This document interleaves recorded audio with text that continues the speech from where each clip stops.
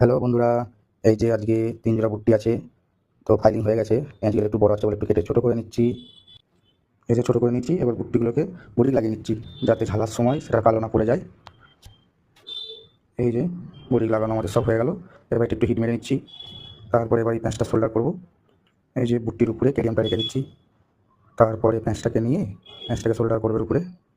এই যে প্যাঁচটাতে একটুখানি সোয়াগা লাগিয়ে নেবো, তাহলে কী হবে, কেডিয়ামটা খুব ভালোভাবে চলবে।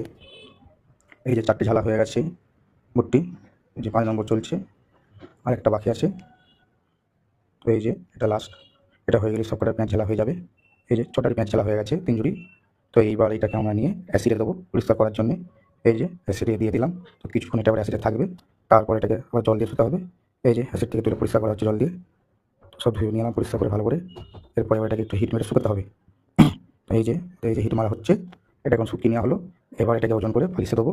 তো দেখো বন্ধুরা, 3 জোড়া বুট্টির কতটা ওজন, একদম ছোটো ছোটো বুট্টি। তো দেখা যায় কতটা ওজন আছে। 3 জোড়া 4 গ্রাম 150।